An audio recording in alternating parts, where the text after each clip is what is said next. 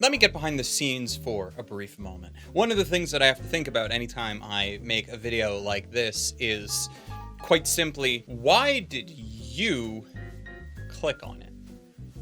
What use is this video to you, and how best can I provide value within the content that I am creating? Because if you make a list of best anime of the year, if I want to talk about the anime that I liked the most for this year, is that what is really useful to you? And I've thought about this for like a multitude of years now, because I've been doing this for quite a long time, and generally speaking, I have found that there are two reasons people end up watching best of lists, not just like top lists in general, but also like best of year lists. The first reason is probably the more obvious one, and hopefully the more common reason, which is that someone wants to watch what the best anime of the year is in order to find a show that they may have missed, to figure out what everybody else is watching so that they can stay current, to just the aspect of discovery, pretty much. The second is a little bit more cynical, but because I know this reason absolutely exists, I have to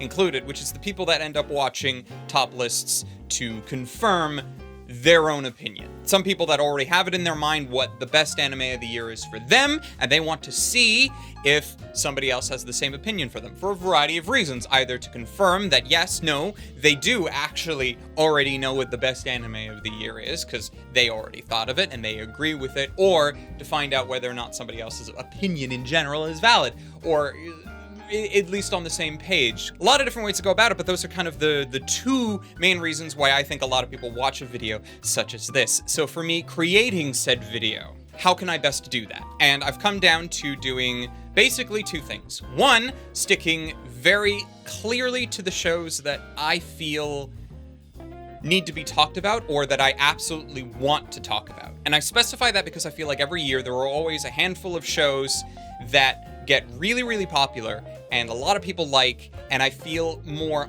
obligated to talk about them rather than excited to talk about them. It's one of those like trying to let everybody know, no, I watched it, I liked it, it's pretty cool, even though I don't have anything more to add to the conversation. So trying to keep it as clear as possible to the shows that I want to talk about is very important. And second, with two exceptions through this video, and I'll go over why I believe them to be exceptions, I'm not going to be talking about sequels. The reason for that is very, very simple. If you're coming here to confirm your own biases, chances are I'm not going to be doing that for you anyway. From what I've noticed in previous years, I tend to pick slightly differently than the large majority of other people, at least in my absolute best of year, even if some of my more overall choices and picks may align with a lot of other people. In that case, knowing that I'm not going to be pleasing the people that just want their own biases confirmed anyway, don't got to worry about those people. But then for the ones that are wanting to discover things, I feel like putting a sequel on this list, it'll help someone who has never heard of the series before, someone who is only like getting into anime this year or maybe the last 2 years or so. But like beyond that, the only reason to recommend a sequel is if the season 1 was also good, and you're basically not even recommending the sequel at that point. You're just recommending people to watch the first season because they haven't, and then to let them know that, by the way, the further seasons are also still really good. So I'm not going to be talking about Attack on Titan that had its quote-unquote final season. It's going to have more, but the start of its final season came out this year, and I'm not going to talk about it. Attack on Titan has been around for almost a decade, and I absolutely do recommend it, but as far as talking about what the best of this year is, deserves a mention.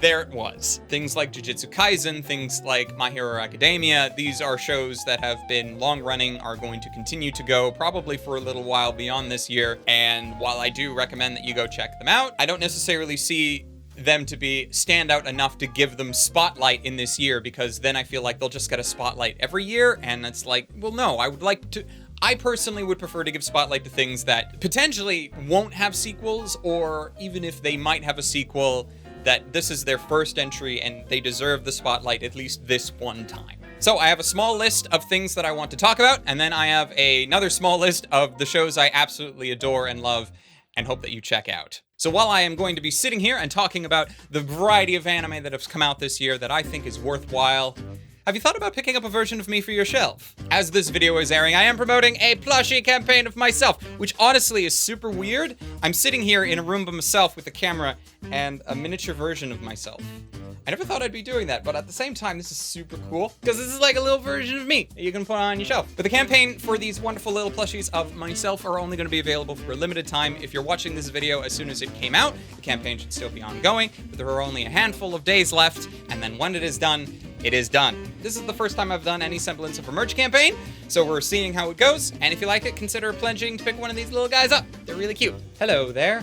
So yeah, there'll be a link in the description. Go pick that up. Thank you to myself for sponsoring this video, I suppose. All right, so as far as the list proper, we're gonna first start with talking about the things that I feel deserve a mention and I sort of want to talk about, even if I don't necessarily put them as like best of year. Evangelion 3.0 plus 1.0, because I'm including movies on this, at least the movies that I've seen. Movies are a little bit harder to watch, but in this particular case, as it was available for streaming in North America, that was actually really fun and really interesting and a very, very long time coming. As far as what I want to put into this video is very little, and I'm only stating that because I have been working on a video for Evangelion for almost 2 months now. I have sat in this chair and recorded it at least 4 times. At this point, it's really long, and who knows what it's going to be like when I actually finish editing the thing, but eventually I will have my thoughts on the entirety of the Rebuild Evangelion series coming out somewhat soon, so I'm holding off on a lot of my thoughts, but generally speaking, I'm very happy that it is over. For a lot of reasons, I've really enjoyed this film, this final 4th film.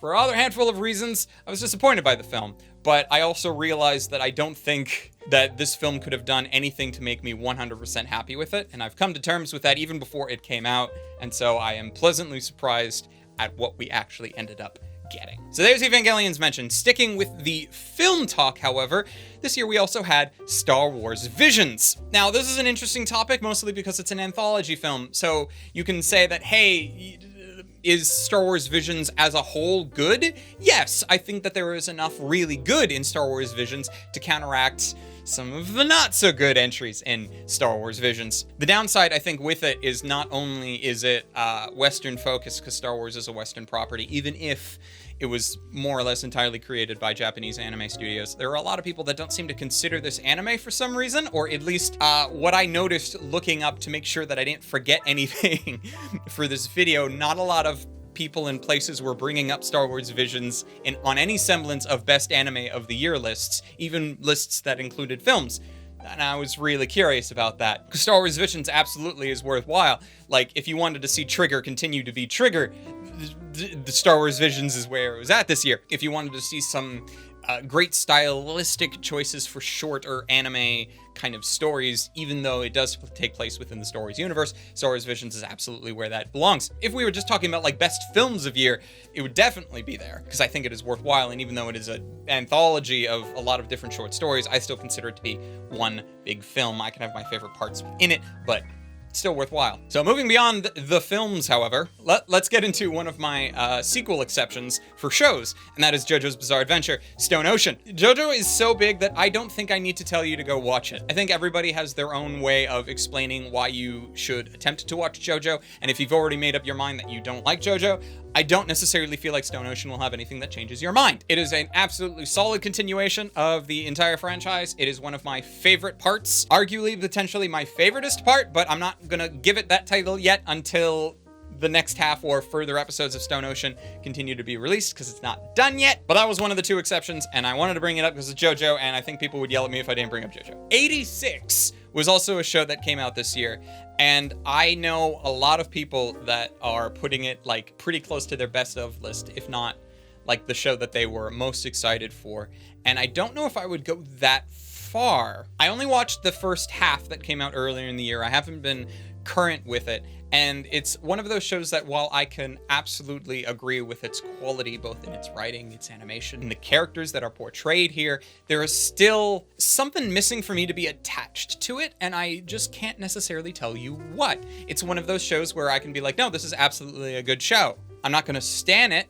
I don't necessarily recommend it to people, because it's one of those, yeah, it's a good show. I enjoyed it, but I didn't love it. There was just nothing that made me absolutely excited by it.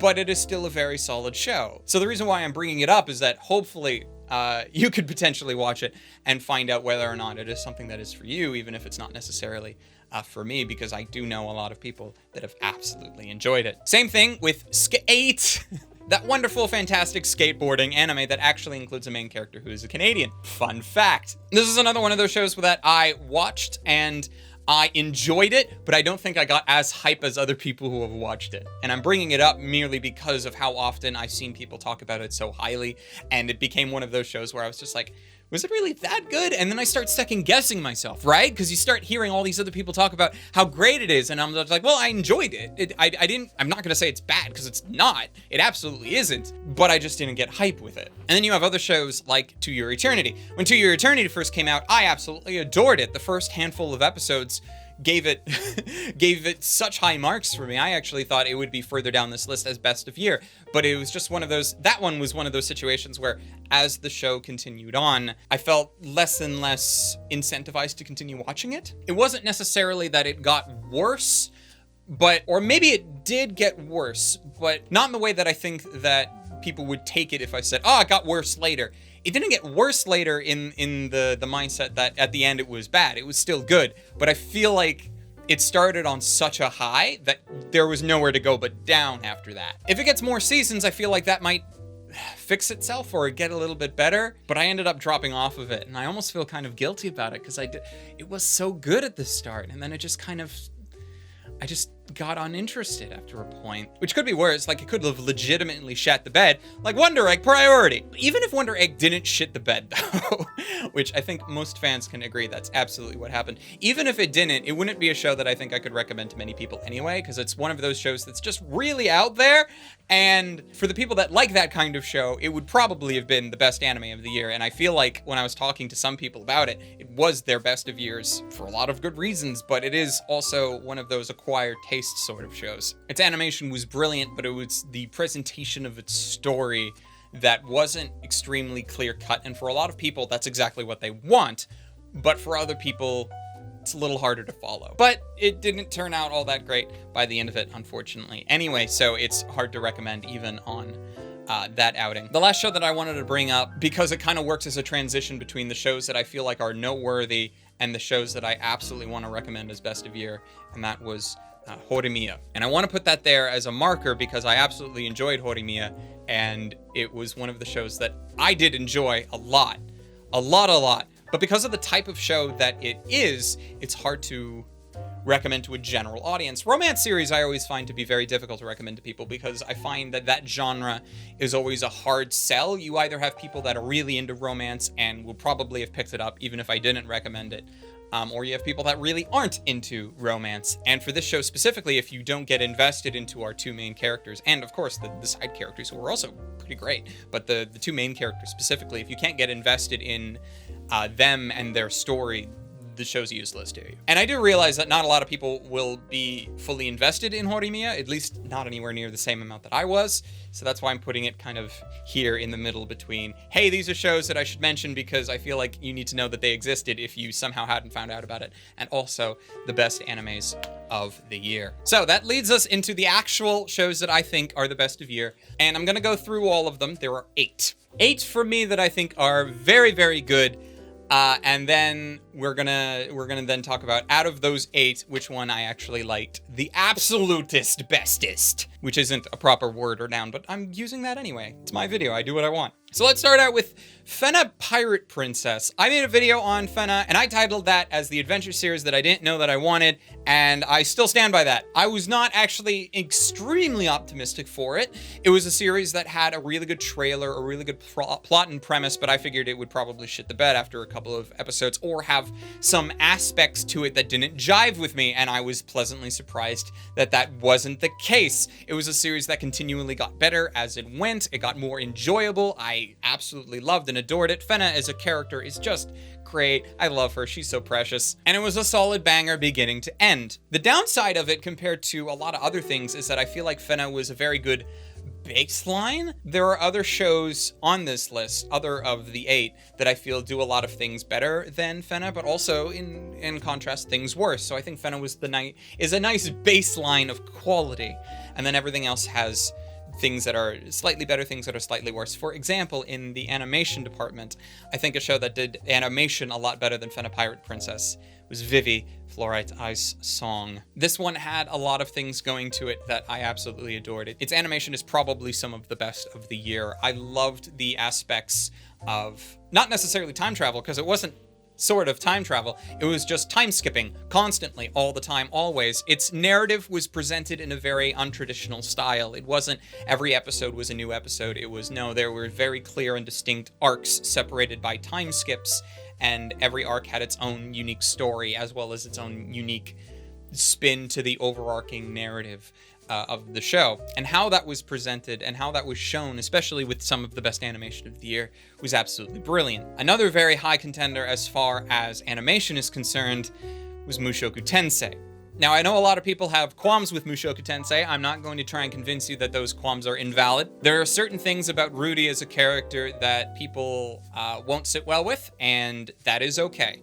Like, I know some people will sit there and start to talk to you about how it gets better, really. No, he's supposed to be this pervy asshole at the start, only to get better later. And while I do feel like some of those arguments are valid, I don't feel like they're valid enough to convince you to sit through his antics if you don't like them. If you did, however, Mushoku Tensei is probably one of, if not the best isekai of the year. Now, whether or not you give a care about what is or is not the best isekai of the year, because I know a lot of people are also fairly burnt out from isekai in general, but I do find it fascinating that one of the best isekai of the year is Mushoku Tensei, considering that its original material is so old by comparison. It has been around since the start of the genre, only to this year be adapted. So the fact that it still holds so much weight and so much power just shows, in my mind, how good the overall story is and what the cast of characters are like, and how enjoyable it is to see them go through whatever it is that they end up going through. And it does help that it also has some of the better animation of the year, especially as far as magic effects, sometimes with the fights and so forth. Not only that, but as good as its animation has been during its broadcast, it's been getting even better for its Blu-ray releases. So people who watch it in the future, who only see the Blu-ray cuts of the show, will get an even better visual spectacle. Congratulations to you. Because I'm probably in the camp of people that will watch the broadcast version when it comes out, and I may never watch it again, because I don't necessarily have a reason to rewatch a lot of things when I could just watch new stuff with the time that I have. Moving on from that, over on Netflix was Comey Can't Communicate. Now, the show, I think, still has a couple of episodes left.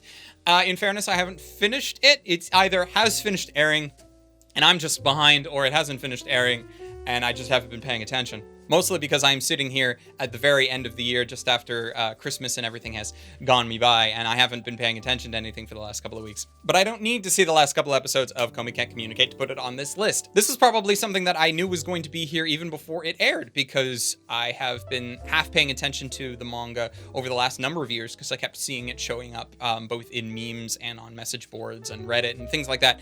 And it's always been very interesting, and then I got into some of the manga, and I haven't been fully caught up on the manga. Mostly because I don't buy manga in physical print much anymore, and I definitely don't buy full volumes of manga digitally. I'm far more of a person that likes the more subscription model, where I just get access to chapters as we go, rather than trying to buy individual volumes. But that's my personal take with manga. But Comey Can't Communicate is kind of this wonderful personification of a lot of tropes of the genre, and it is done so clean and so well that I love it. Comey as a character is just I called Fena precious, but I think precious also applies to Comey as well. Despite the style of character that she is, the way that she acts is very counter to that, and I love how the show is able to portray that. And the kind of romantic tension that our leads have as the show progresses is very fun to watch. It is one of those shows that I don't necessarily feel like will have a very good ending.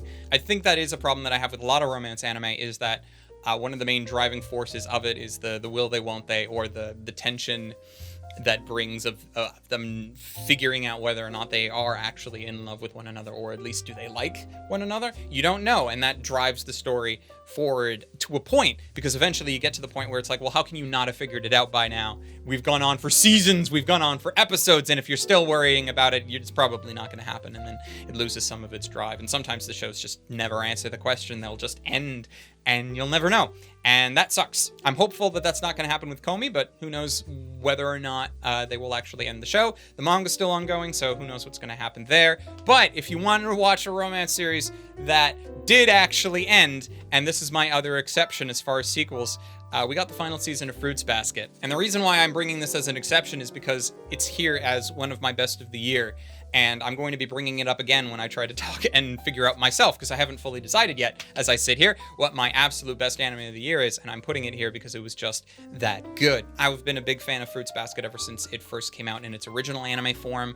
I read the manga after that, although now it's been probably close to a decade since I did my manga read. And I've been slowly following this series, this new readaptation in anime form, ever since it came out. And now that it is all out and all done and it's over, I am absolutely impressed and in love with how it ended. A lot of people do know me for the phrase, the ending is paramount, and that's probably because I love it so much, because I feel like it is so valid, and it just sucks a lot when a lot of times we don't get proper endings to anime, like at all. Most of the time it's just like this hang or this hook at the end of it for a potential sequel that'll never come. So actually getting the proper ending of Fruits Basket, it helps that Fruits Basket, the manga, ended a long time ago, so it wasn't like something like Comey, for example, that is still ongoing. We don't know when that's going to end or how it's going to end. Fruits Basket, as its original material, already ended.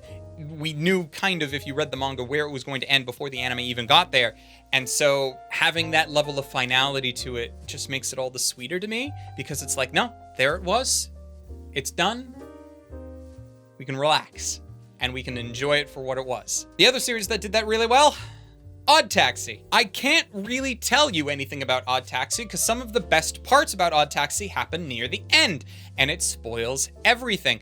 All I can tell you is that Odd Taxi, barring the upcoming film that recently got announced that'll come out on April 1st of all times, barring that, this is a self-contained story.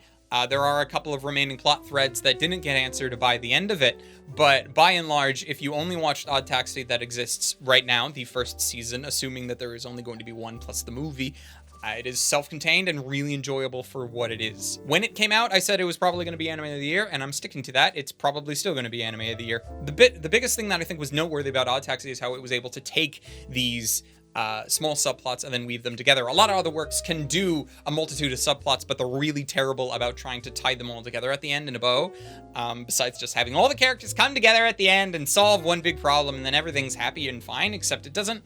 Sometimes it feels very forced, and I don't think that Odd Taxi made it feel forced at all, and that's why it's extremely noteworthy for just how well everything tied together. I think there was one subplot that I kind of thought was a little bit not as well integrated as the rest of them, but it is possible that that one will get tied up in the film. Also, the show didn't necessarily end on a cliffhanger, but it did end on an interesting question that I'm assuming the film is going to resolve. But I don't think that the show is going to be going beyond the film, because I think one of the best parts about Odd Taxi is just kind of how can I explain this without spoiling it? How finite it is. One of the best things about Odd Taxi cannot be continued into another season. I don't see how you can take one of the best aspects of it and try to stretch it for another season. A film, we'll see. We'll still see. They might screw it up, and by screw it up, I mean it probably just wasn't going to work from the get-go. But I'm interested to see how they take it and how they run with it, which leaves only one show left to talk about. And I'm not saying that as a kind of lead up saying that I left the best for last, because I don't really know if I'm going to put this as my best of year, but it is still worth talking about anyway, and that is Ranking of Kings. Ranking of Kings is the type of show that is 100% my bag. It has adorable characters, it has an art style that is simplistic and yet complicated, especially when you let the animators go ham with it, which they occasionally have, and it's worked out really well. I think the only reason I wouldn't put it higher, or I wouldn't bring it forward into a further talk about whether or not it is my favorite of the year, is because how it has made me feel, and sometimes it hasn't made me feel the best. And maybe that's just a problem of because I haven't finished it yet. We're not at the ending. At least as I sit here, I have not seen the ending of Ranking of Kings, and perhaps that would change things, but there are some times where this show makes me really worried about its characters, where I get this gut-wrenching feeling about what might happen, even though I know that the characters will probably be fine and everything will work out great.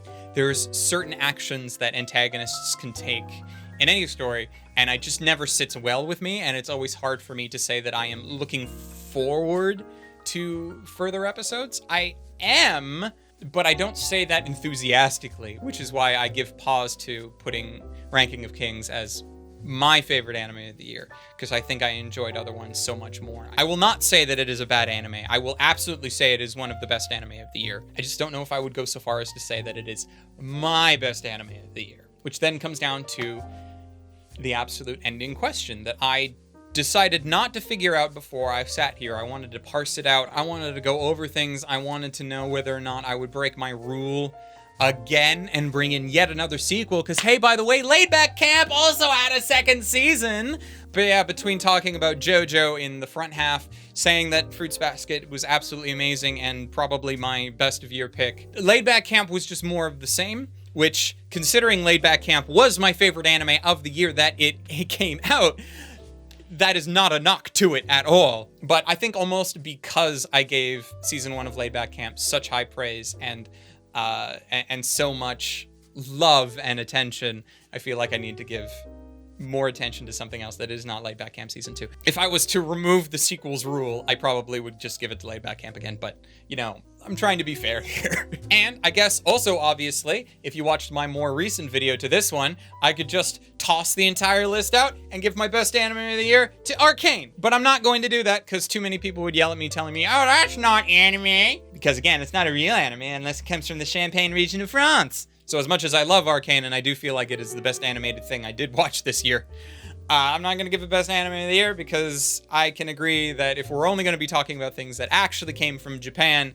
it doesn't qualify, unfortunately. So really, going back over what I've said about these entries and going back over my personal tastes, it has come down to 2, Odd Taxi and Fruits Basket. Those are the 2 out of the 8 that I had listed here, which included Laid Back Camp, because I did actually think I was going to come in, be all sly and be like, and Laid Back Camp, and no, I don't think that's the right way to go about it. But out of the 8, Odd Taxi and Fruits Basket, I think kind of sum up the best experiences that I had with anime of this year. Odd Taxi, I had no idea what it was going to be like.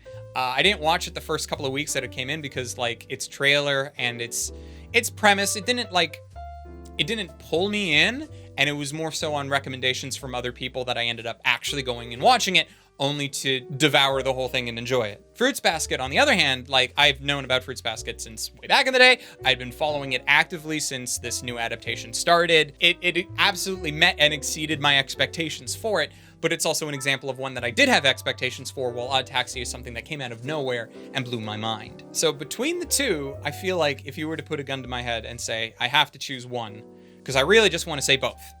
I'm being perfectly honest. I want to just say both and be done with it, because that makes my life very easy, and I don't feel like I would be disappointed in saying that those are the 2 for me for this year, but I feel like that's not good enough for some people. And so if you put a gun to my head and said that I had to pick one, I would end up going with Fruits Basket final. It was just so good. It was better than we deserved, and I think that that is something that I wasn't expecting. I figured that the readaptation of Fruits Basket in its entirety was going to be good, because why would they bother doing it after so long if it wasn't going to be?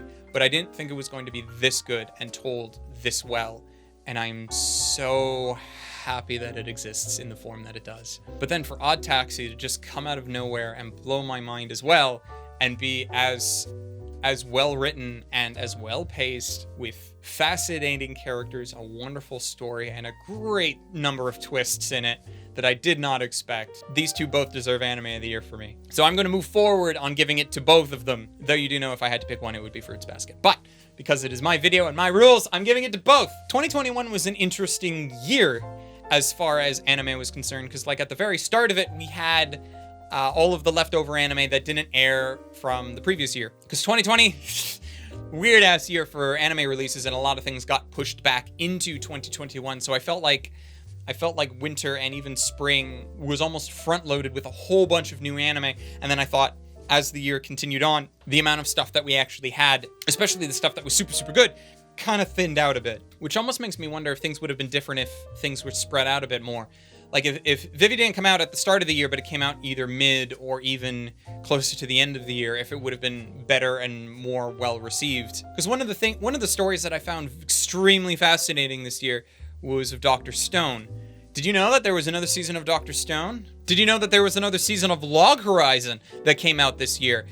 I don't know many people that were talking about them. It is entirely possible that I'm just in the wrong circle of people, but for how big Dr. Stone was when it came out a couple of years ago, because it was like in contention on that year for being best of year for a lot of people, to just hear almost utter silence from people this year when it came out was fascinating for me. Log Horizon made a lot more sense because I tried to get into the new season of Log Horizon, but it was a show that it didn't give recaps. It didn't do anything. It very much continued like nothing ever happened. Log Horizon was like a parent who left and you don't know where they went, and they were gone for a long time, and then you wake up one morning and then they're in the kitchen and they're eating breakfast like nothing ever happened, and then like they never left. You try to question being like, oh, so what happened? What have you been up to? And they're like, I didn't go anywhere. Because that's what Log Horizon felt like. It felt like an active continuation of previous seasons, but it had been so long since I watched the other two seasons of Log Horizon that I just couldn't get into them.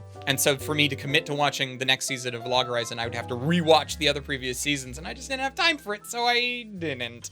Maybe that is my loss, because it could have been an amazing season, but it's also possible that it just wouldn't have been worth the extra time I would have had to go in to remind myself of what the hell was going on. But it's like we had a start of the year where those things happened, and it would have been very interesting to me to see things get spread out a little bit more over the course of the year, which also means that I'm very curious of how next year is going to go. We already know that there is a handful of shows that is going to blow people's minds, probably. Things like Mushoku Tensei, I'm pretty sure, is still ongoing. We're going to be getting more JoJo Stone Ocean as that continues along. Shows that are still continuing now will continue on into the future. Titan's going to be wrapping up, hopefully, finally, next year. We're also going to get Chainsaw Man when that finally comes out. I'm getting another season of Devil is a Part-Timer, which I never expected, but holy shit am I hyped for. And so if I tried to like rank this year compared to other ones, I wouldn't necessarily say that 2021 was an absolutely amazing year, which is sad because I actually thought that the winter season, our very first season of this year, was mind-blowing, and it was. For what was in that one season, I feel like that would have been a stellar year if it contained that momentum all the way through, but I kind of knew that wasn't going to happen. And so I felt like it was a good year, it just wasn't a great year, and I'm very hopeful that 2022 will make up for that in more ways than just what anime comes out. I really hope that 2022 is a good year. We deserve a good year, I think. So thank you for coming, sitting down, and watching me rant a bit about some of the anime from 2021 that I really enjoyed. Go watch Arcane, because that was the best animated thing that I'd watched this year. But from anime from Japan specifically, go watch Odd Taxi, go watch Fruits Basket, and go watch everything else in my top 8 list, from like Ranking of Kings to Komi, to Laid Back Camp, to Mushoku Tensei, to Vivi, and Fena Pirate Princess. They're all absolutely amazing shows that stood out for me from this year, and they're all absolutely worth watching. Reminder about the Plushie version of myself that'll be available for the next couple of days past when this video is released, assuming I'm actually able to edit this video fairly quickly. There'll be a link in the description where you can go and pledge to pick up one of these beautiful little boys to put on your shelf. So if you consider him to be certified frosty enough, I hope that you do so. A very big thank you to my patrons who have supported me not just through this year, this wonderful year, but through ever since I started my Patreon way back when. I love and appreciate you all. You're all great, and I thank you for allowing me to continue to do what I do in the way that I love to do it. And lastly, of course, to the special patrons that I love to give a much more cleaner shout out to. And you are City Yamako, Wago221, Hector Montemayor, Ryfan Bonaparte, and Omar Showman for being especially awesome. You guys are great. Thank you for supporting me on Patreon for as long as you have been. And until next time, watch more anime. That's the point of this video. That is the point of a lot of the videos that I do. Watch more anime and stay frosty. See you throughout the next year.